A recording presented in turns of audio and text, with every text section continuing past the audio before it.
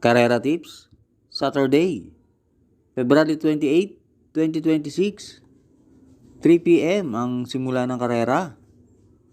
Shoutout nga pala kina Mar Agkawili, Fernan Mijares, Luis Abancena, Joel Bandolin at Julito Ireneo Jr.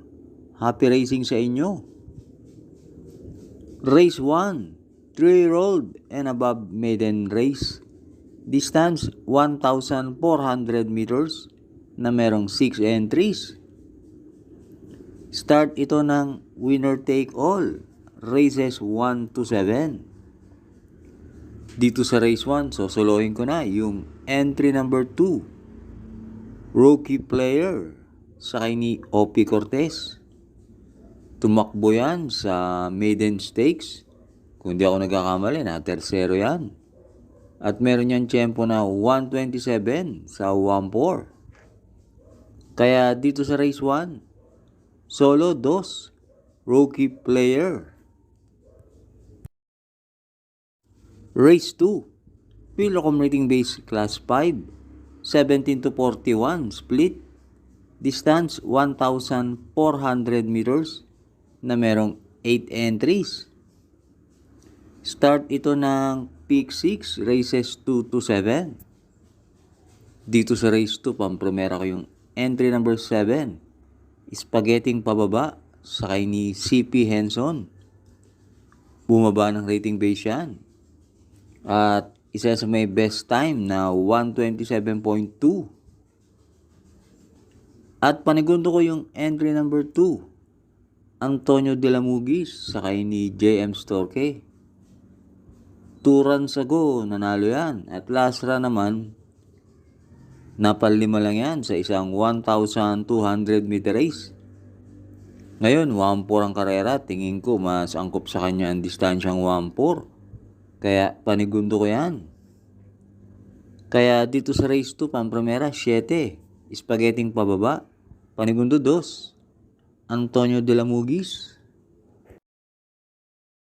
Race 3, 4-year-old maiden race.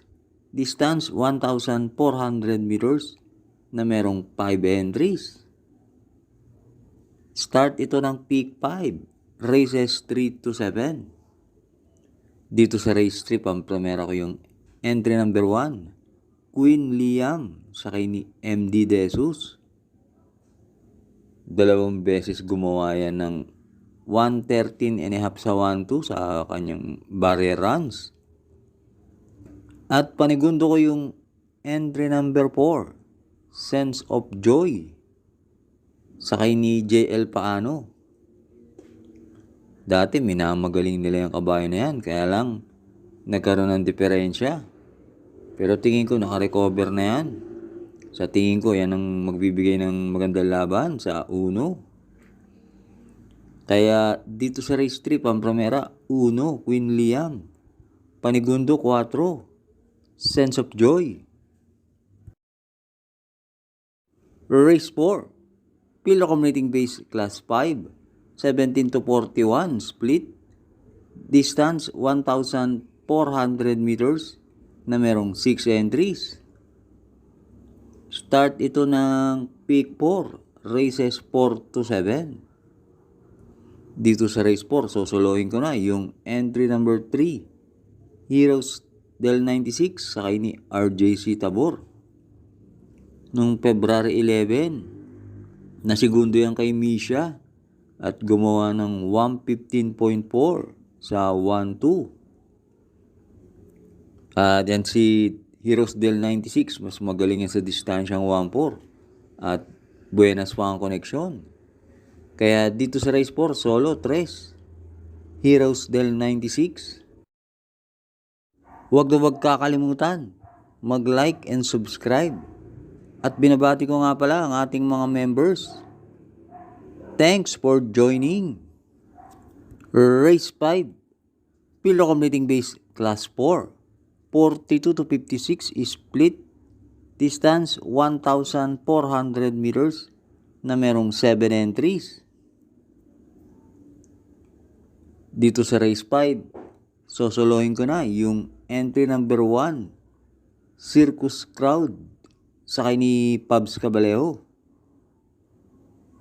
Nung February 1, na tersero yan nung manalo si Midnight Bell at gumawa ng 142 and a half sa distansyang 1650.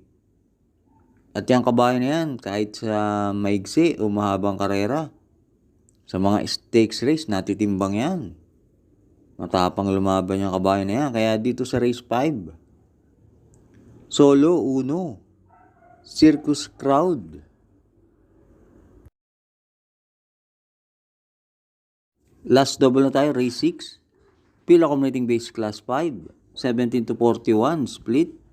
Distance 1,400 meters na merong 6 entries. Dito sa race 6, pampramera ko yung entry number 4. Clairvoyant, sakay ni JM Storke. 1-4 ang distansya, tingin ko pabor yung kay Clairvoyant. At panigundo ko yung entry number 2. Top of the Mark, sakay ni R.A. Base.